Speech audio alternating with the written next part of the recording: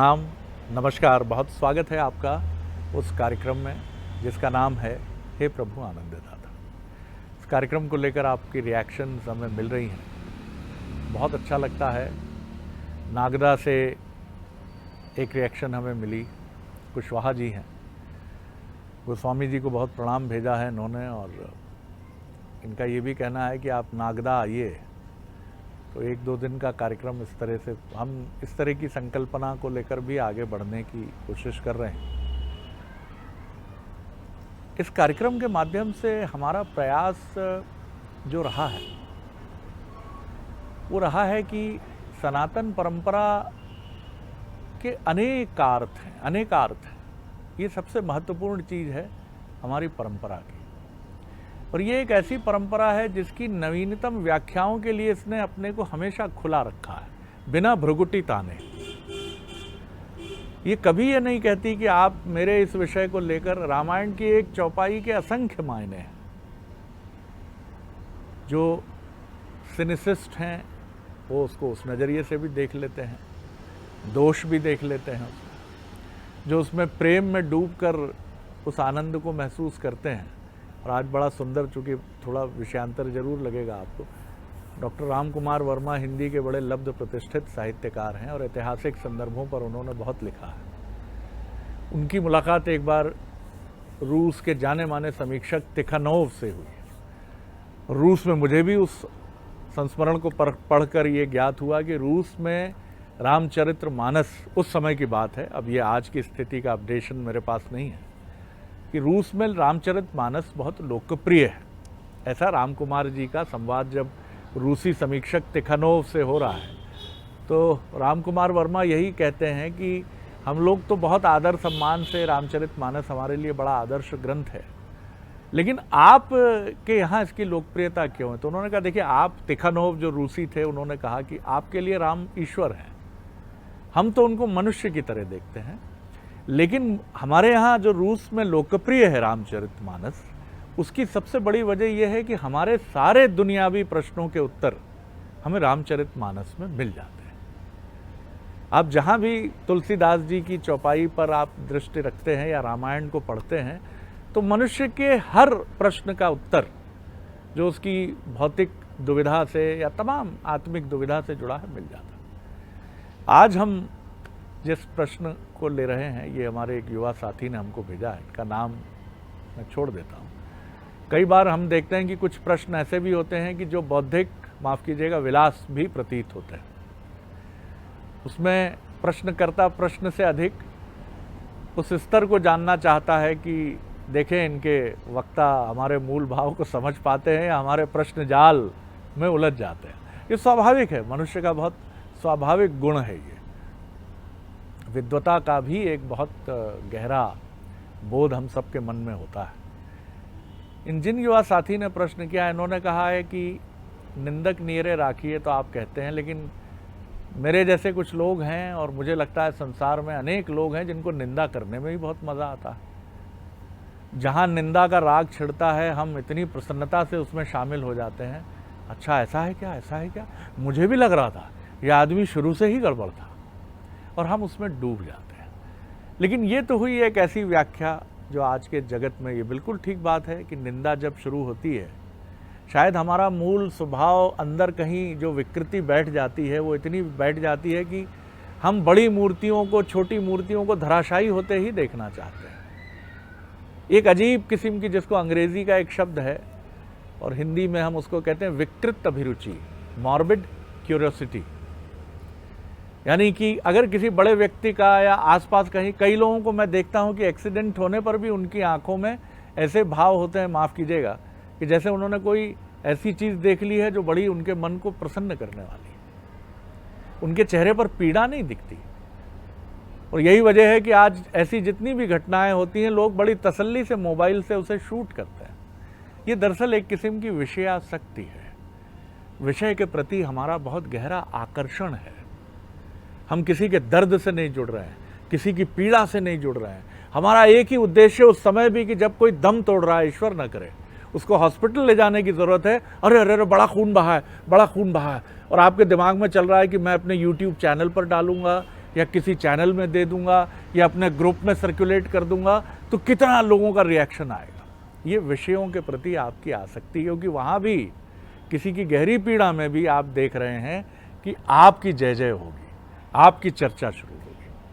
तो दरअसल निंदा के प्रति भी एक गहरा आसक्ति भाव है, सिर्फ निंदा के प्रति नहीं, निंदा के प्रति और अधिक है, क्योंकि शायद हम इतने बुरे होते हैं कई बार कि जगत में हम किसी को अच्छा नहीं देखना चाहते, और अगर किसी के बारे में अच्छी बात होती है तो उस मूर्ति को हम टूटते हुए देखना चाहते हैं। अच्छा, अरे ऐसा हो ही नहीं सकता था, बातें बड़ी बड़ी करता था। बड़ी बड़ी बातें तो आप भी करते हैं, लेकिन आपको ये संतोष हुआ कि जितना काला मैं हूं भीतर से मन, उतना ये भी है। तो ये गहरी नकारात्मक विषय आसक्ति है। मैं तो पढ़ा हुआ बोल रहा हूं, जो थोड़ा बहुत पढ़ा हुआ आपके सामने प्रस्तुत करता हूं प्रस्तावना के लिए। इस पर हमारे विद्वान वक्ता प्रोफेसर डॉक्टर सुरेंद्र बिहारी गोस्वामी जी, मानस मर्मज्ञ, भगवत गीता के अध्येता, वही प्रकाश डालेंगे। प्रणाम कर रहा हूँ गोस्वामी जी। और निंदा, विषयासक्ति, समग्र रूप से विषय आपके सामने। आज आपने अच्छी शुरुआत की है और इसकी बढ़िया व्यापक विवेचना भी आपने बहुत अच्छी की है। निंदक कभी बुरा नहीं होता, निंदा करना अच्छी बात है। जिनका पात्र छोटा होता है ना, वो उसमें अर्जन नहीं कर सकते, तो वो फिर वमन करने लगते हैं। ध्यान रखिएगा, अब पात्र छोटा है तो वो पात्र होता बड़ा है, लेकिन वो चूंकि उतने ही हिस्से का उपयोग करते हैं तो वो पात्र संकुचित होता चला जाता है। तो जिनका मन रूपी पात्र छोटा होता है और उसमें वो अर्जन करके विशाल नहीं करना चाहते, मन तो उस इलास्टिसिटी की तरह है, इतना लोचदार है कि जितना विशाल आप करना चाहें उतना बढ़ जाए, लेकिन अगर आप उसका उपयोग नहीं करना चाहते तो वो संकुचित हो जाता है। फिर जो इतना संकुचित हो जाता है कि थोड़ा भी आहार जाए तो वो वमन करने लगता है। मैं मन की बात कर रहा हूँ। तो जब हम केवल वमन में रुचि लेते हैं तो हमको निंदा प्रिय लगने लगती है। ध्यान रखिएगा, क्योंकि हम और कोई चीज़ ग्रहण नहीं करना चाहते। तो ये सरल तरीका है ना, पानी पीना नहीं है, जलपान की इच्छा शेष नहीं है, तो आप क्या करेंगे, मुंह में भरेंगे, कुल्ला करेंगे और वमन कर देंगे। आपको अच्छा लगेगा। जैसे छोटे बच्चे मुंह में भर के एक पिचकारी की तरह भी थूक देते हैं, तो उनको लगता है इतनी दूर गया, अब चलो खेलें, खेल खेल करते हैं। तो निंदा भी वमन की एक प्रक्रिया है। ध्यान रखिएगा, वमन की एक प्रक्रिया है। अब आप दूसरी बात एक समझिए, मूल रूप से हम पराधीनता में स्वाधीनता की अनुभूति करते हैं। हमारा भ्रम देखिए, होते हम पराधीन हैं, लेकिन हम अपने आप की स्वाधीनता की अनुभूति करते हैं। एक दुखी व्यक्ति से मैं मिला, तथाकथित दुखी व्यक्ति से, क्योंकि ध्यान रखिए अध्यात्म में सुख दुख जो है सापेक्ष घनत्व के हैं, होते नहीं है, अनुभूति का विषय है। अनुभूति का, ये केवल अनुभूति का विषय है। लेकिन उनसे मैं मिला, दुखी क्यों हूँ? अरे बोले देखिए साहब, आज मेरे पास पैसा नहीं है। उसके पास पैसा है तो देखो कितना पैसा खर्चा कर रहा है बड़ा आदमी, पैसे से सब कुछ प्राप्त कर ले रहा है वो। एक दिन जब मेरे पास पैसा आएगा तो मैं आपको बताऊंगा, आज मैं स्वतंत्र नहीं हूँ। अच्छा, जिसके पास पैसा है उसे वो स्वतंत्र मान रहा है। ध्यान रखिएगा, अब आ गया पैसा तुम्हारे पास, चलिए अब आप क्या करो, अब पैसा आ गया, मैं ये खरीद लूंगा, मैं वो खरीद लूंगा, मैं वो कर दूंगा, करने लगे। तो क्या आप स्वतंत्र हो गए? आपकी पराधीनता तो पैसे से बंधी हुई है ना। आप किसके अधीन हो? किसके अधीन हो? आपके सुख का आपने अधीनता पैसे की स्वीकार कर ली है।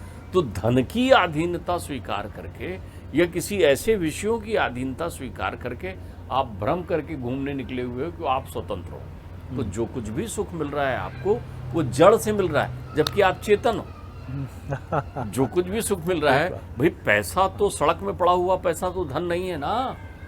एक बड़े अच्छे अर्थशास्त्री हो गए हैं ग्रेशम, उनने ग्रेशम का नियम बनाया, उसके साथ उन्होंने परिभाषित किया, मुद्रा की परिभाषा दी कि एक सड़क में पड़ा हुआ जो पैसा है वो धन नहीं है, क्योंकि उसमें विनिमय और हस्तांतरणशीलता के गुण नहीं है। जब वो पैसा किसी के हाथ में स्पर्श करता है वैसे ही चलने लगता है।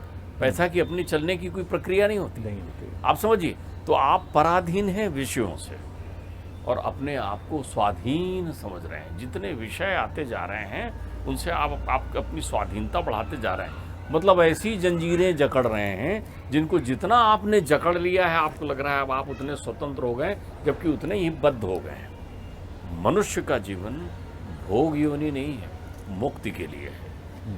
जब आप भोगते भोगते थक जाते हो ना, भोगते भोगते हमारे यहाँ भोगने के लिए अनंत बने हुए हैं, 84 लाख योनियां बनी हैं भोगने के लिए।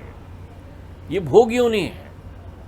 जितने भी मनुष्य योनि को छोड़ करके देखिए, हमारे यहाँ 9 सुंदर संरचना की है।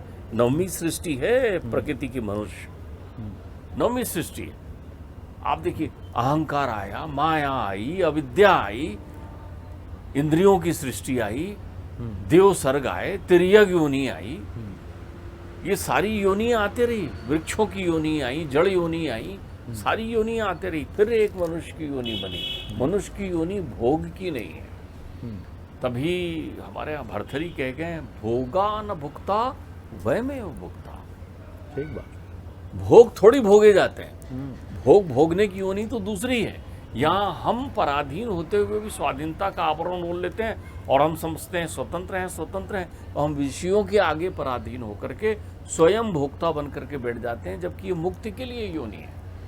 एक पशु की योनि भोग योनि जैसा बन गया, एक पक्षी की योनि भोग योनि, भोग रहा है वो। आप जिसके लिए कहते हैं ना भोग रहा है, भोग रहा है, तो वो चाहता है भोग से मुक्ति मिले। कहाँ से मुक्ति मिले? एक बड़ी सुंदर कथा श्रीमद् भागवत में इसके लिए है, विषयाशक्ति के लिए। मनुष्य कैसे विषयाशक्ति होता है, यहाँ विषयों की व्याधियाँ कैसी होती है, उसमें 4 प्रकार की व्याधि बताई गई है भागवत जी में। भागवत जी में सुंदर वृतांत है। अपने यक्षराज कुबेर के पुत्र मणिग्रीव और नल कुबेर और मणिग्रीव 2 पुत्र हैं कुबेर के। दोनों की जीवन वृतांत को बताते समय एक सुंदरतम श्लोक लिखा है। उसमें लिखा हुआ है, यौवनम धन संपत्ति। यौवनम, यौन की अवस्था, धन संपत्ति, प्रभुत्व, अविवेकिता। 4, यौवनम, धन संपत्ति, प्रभुत्व, अविवेकिता, एक एकम अप्य अनर्थम, किम यत्र चतुष्टकम। एक से ही अनर्थ हो जाएगा तो फिर 4 चीजों की जरूरत क्या है? तो उन्होंने ये 4 तत्व बताए। कथा मूल रूप से इस रूप में है कि कुबेर चूंकि यक्षराज थे, तो उनके दोनों पुत्र जो हैं वो 4 अवगुणों से ग्रस्त हो गए थे। यौवन की अवस्था थी, तरुणाई है, एकदम स्वच्छंद हो गए थे, धन संपत्ति आनंद थी। भाई देवताओं के फाइनेंस मिनिस्टर हैं कुबेर, कुबेर का खजाना जिसको कहते हैं, वो भी उनके जीवन में था। देखिए कैसे आदमी पराधीन हो रहा है विषयों से। तो धन संपत्ति अनंत थी उनके पास, और प्रभुत्व यानी अधिकार, कौन कितने अधिकार में, कौन कितना समर्थ है, कौन कितना समर्थ है। और फिर अविवेकिता, मूर्ख हो गए, मूढ़, अहंकार में तन गए। जब आप किसी की प्रशंसा या निंदा करते हैं तो आप में ज्ञान परिपूर्ण नहीं होता। प्रशंसा भी किसी कारण से कर सकते हैं और निंदा भी आप किसी कारण से कर सकते हैं, अपनी तृप्ति के लिए, अपनी प्रक्रियाओं के लिए। तो दोनों, इसलिए तो मेरे परमात्मा कहते हैं ना निंदा ना स्तुति। ठीक बात। ना मुझे निंदा चाहिए ना मुझे स्तुति चाहिए। सम भाव में जो रहते हैं, ना दुख ना सुख, ना अच्छा ना बुरा। तो अब ये 4 अवगुण चारों उनमें विद्वान हो गए थे, अविवेकी भी हो गए थे। तो एक दिन वो सुंदर सरोवर में नग्न स्नान कर रहे थे, और वहाँ पर नाना प्रकार की अप्सराएं और वो लोग भी स्नान कर रही थी उनके पास में, जल क्रीड़ा कर रहे थे, वो बैठे हुए थे। उधर से नारद जी निकले। नारद जी निकले तो उनको देखते ही जितनी अप्सराएं थीं वो व्यवस्थित अपने वस्त्रों में हो गई और उनको प्रणाम करके एक तरफ चली गई। लेकिन वो दोनों वहाँ पर जो है वैसे ही लज्जा विहीन होकर के वैसे ही स्नान करते रहे और नारद जी का उपहास उड़ाते रहे, निंदा करते रहे। ये क्या तंबूरा लिए घूम रहे हैं, ये क्या वो कर रहे हो, हंस रहे हैं, हंस रहे हैं। क्यों हंस रहे हैं? क्योंकि वो समझ रहे हैं हम परम स्वतंत्र हैं। ये 4 बंधन उनके साथ आ गए हैं। देखिए, यवन एक पन है, युवा सॉरी यवन नहीं, युवा एक पन है, यवन एक पन है। ध्यान रखिए, पन वो कभी भी आ सकता है, जब भी आप प्रमाद में होते हो। मैं तो ये भी मानता हूँ, बहुत अच्छा है, प्रश्नकर्ता को मैं बधाई इसलिए देता हूँ कि वो युवा रहेंगे, क्योंकि निंदा करना भी एक युवावस्था का प्रतीक है। क्योंकि जो अविवेकी होगा, जो मूढ़ होगा, जिसके मन में जो अब तृप्त उतरे ही में खुश है, वो बढ़िया आनंद में, तो इनके निंदा से लोग आनंद ले सकते हैं। ये आनंद ले रहे हैं, जिस दिन इनकी निंदा से लोग आनंद लेने लगेंगे उस दिन इनका स्वरूप और खिलकर सामने आ जाएगा। लोग बोलेंगे आप नहीं मिले यार, आप नहीं मिलते तो आनंद, मजा नहीं आता, मजा नहीं आता। ये चार लोगों में बैठेंगे, ठाका लगने लगेगा, खुश हो जाएंगे, वो बताए। अच्छा उनकी नकल उतार कर बताओ, अच्छा उनके बारे में बताओ। आप दुनिया के बारे में बताते बताते बड़ा स्वतंत्र अनुभूति कर रहे हैं और उतने ही आप पराधीन होते चले जा रहे हैं। तो वो नारद जी का उपहास उड़ाते हैं। जब नारद जी का उपहास उड़ाते हैं तो नारद जी कहते हैं यार तुम जड़ हो, ये चेतन तत्व तो दिखाई पड़ रहा है लेकिन तुम तो जड़ ही हो, तो क्यों ना तुम जड़ हो जाओ। तो उनको यमलार्जुन वृक्ष बना देते हैं।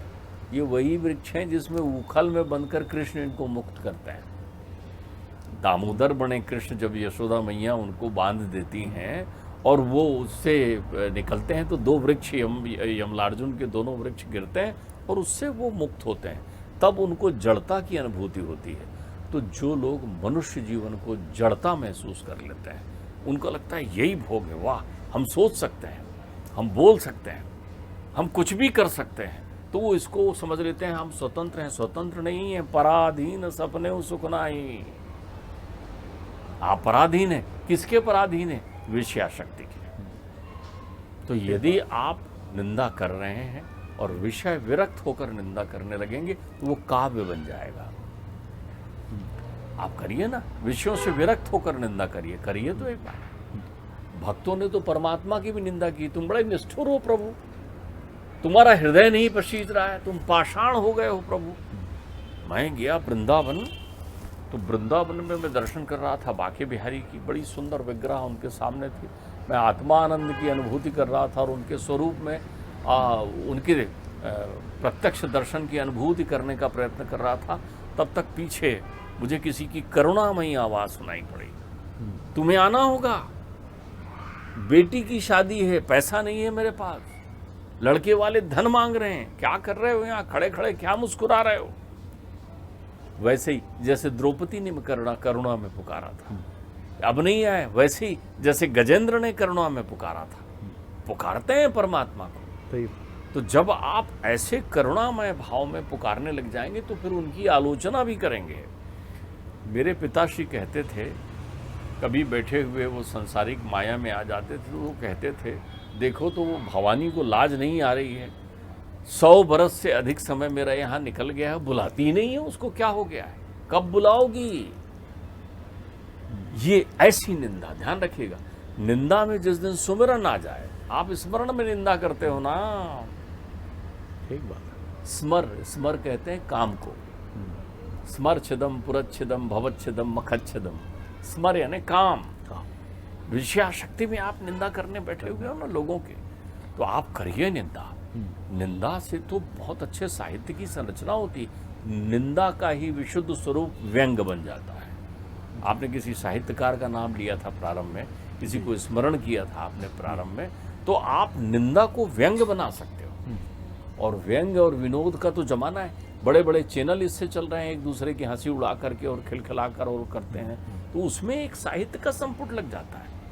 तो कहीं ऐसा ना हो कि आप ऐसे निंदक बन जाएं जिसके मन का द्वार बहुत छोटा हो और इतना आनंद दुर्लभ ये तन जो मिला हुआ है ये भोग के लिए नहीं मिला हुआ है। किसी ने पूछा कि मनुष्य का जीवन किसके लिए मिला हुआ है?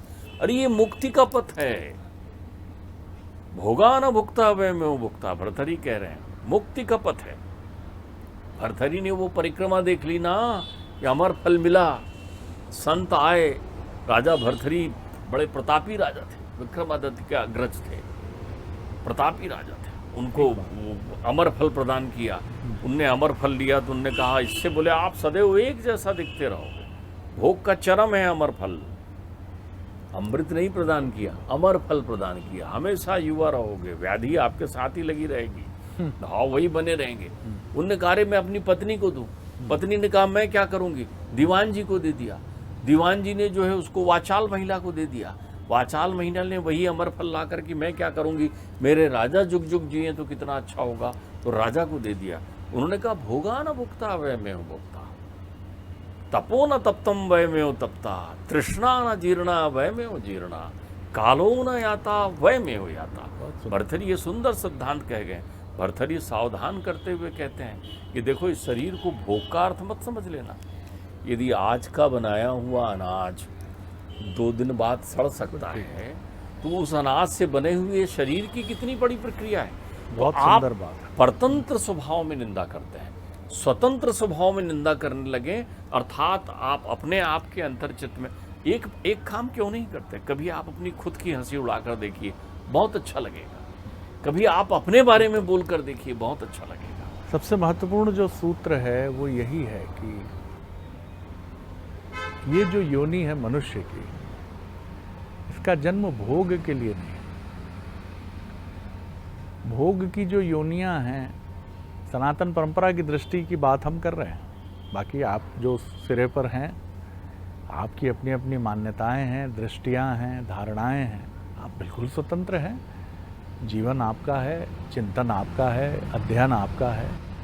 लेकिन मैंने कभी नहीं सुना कि अभयारण्य में पशुओं का आखेट करने वाला राजा बाघ ध्यानमग्न है, ध्यान कर रहा है, या चहचहाने वाली कोयल जो है उसको ईश्वरानुभूति हुई है और आजकल वो प्रतिदिन 15-15 मिनट ध्यानस्थ होती है आम के पेड़ पर। जो श्वान हमने अपने घरों में और बाहर हैं, ये श्वान भी मुक्ति की आराधना में लिप्त हैं। हालांकि ऐसे दृष्टांत मिलते हैं कि किसी सर्प को किसी मंदिर में देखा गया, या छत्तीसगढ़ में एक मंदिर है जहाँ कहा जाता है नवरात्रि में रीछ आते हैं। ये सब अपनी अपनी दृष्टि है, अपनी अपनी सोच है, लेकिन मनुष्य के पास ये गुण है। और अगर आप देखेंगे तो जितने भी लब्ध प्रतिष्ठित लोग हैं, ध्यान और मुक्ति की तरफ वो अधिक चले हैं। गौतम बुद्ध के जीवन में कोई कमी नहीं थी। राम और कृष्ण को हम ईश्वर जरूर कहते हैं, लेकिन कैसे ईश्वर भाई? जिन्होंने पूरा उस मार्ग को फॉलो किया, अगर ईश्वर थे तो एक बाण छोड़ते, रावण समाप्त होता। अपना 14 वर्ष का वो जो भी प्रहसन कह लीजिए, आडंबर कह लीजिए, करते राम और चले आते। लेकिन ये पूरी प्रक्रिया क्यों फॉलो करते हैं वो? राम की शक्ति पूजा में तो निराला कहते हैं कि किसी सामान्य मनुष्य की तरह रो रहे हैं राम वन में। एक कवि की कल्पना है, लेकिन क्या ये निराधार प्रतीत होती है क्या? नहीं, क्योंकि ये बिल्कुल सही बात है कि अगर वो ईश्वर का अवतार भी है तो मनुष्य योनि में उसको इसका स्मरण नहीं है। होगा भी तो वो तमाम प्रक्रिया करने के बाद जब वो उस आनंद और उस मोक्ष की तरफ बढ़ता है, तब वो समझता है कि क्या कुछ है हमारे पास। आज के युग में 2022 में भी कितने चिकित्सक, कितने प्रोफेसर, कितने पत्रकार, कितने राजनेता क्यों ध्यान करते हैं? छोड़ दीजिए किस गुरु के पास जाते हैं, भूल जाइए इस बात को। उनके पास तो सब कुछ है भोग के लिए। फिर कोई कहाँ क्यों कहीं नृत्य करता हुआ दिख जाता है और आप कहते हैं कि ये तो भारत सरकार के रक्षा मंत्रालय के शीर्षस्थ वैज्ञानिक हैं, लेकिन वो डूबे हुए हैं ध्यान में, क्योंकि उन्होंने महसूस कर लिया है अपनी 5 लाख तनख्वाह, 6 लाख तनख्वाह, पूरी दुनिया में पत्र जाने के बाद भी, पेपर्स रिसर्च पब्लिश होने के बाद भी, कि सच्चाई मुक्ति में है, भोग में नहीं है। पेरिस में एफिल टावर को देखकर वहां के किसी भव्य रेस्तरां में भोजन करना मुक्ति नहीं है। तो स्वामी जी, आपकी बातों से मुझे एक स्मरण आ गया। आप ध्यान रखिए, संसार चक्र में सभी भोग योनियों में जब मनुष्य का जीवन मिलता है तो मनुष्य के जीवन से मुक्ति के लिए परम सौभाग्य क्या मिलता है मालूम है? सारी भोग योनियां प्रारब्धगत है, वो प्रारब्ध है। कर्म करने के लिए बड़ा सुंदर तत्व क्या मिलता है मालूम आपको? रसना। इसको कहते हैं रसना, जिव्या। आप ध्यान रखिए, आप इस जिव्या को, इस दुर्लभ जिव्या को, जिससे आप जो भी वचन कहें वो अमृत वचन भी हो सकता है, परमात्मा का ध्यान सुमरन कर सकते हैं, सत्कर्म में चलने की व्यवस्था कर सकते हैं, इसका उपयोग आप काय में कर रहे हैं, किस तथ्य के लिए कर रहे हैं? अच्छा, आपको इतने जीवन के बाद जिव्या मिली, अब शेर तो बात नहीं करता ना, स्वान तो संभाषण नहीं कर सकता ना, जिव्या तो आपके पास ये रसना जो 56 भोगों का स्वाद ले रही है, पुष्ट जिव्या। तो मेरे बाबा इस जिव्या का अर्थ समझा देते हैं, बड़ी सुंदर बात कहते हैं। वो कहते हैं राम नाम मणिदीप धरी। अरे इस जिव्या में मणि धारण कर, जीह देहरी द्वार। तुम मणि ना रख करके कांच धारण करके रखे हो अगर उसमें, तो वो काट देगी जीभ को। सही बात। राम नाम मणि दीप धरी और जीह देहरी द्वार, और तुलसी भीतर बाहर ही ज्यों चाह से उजियार।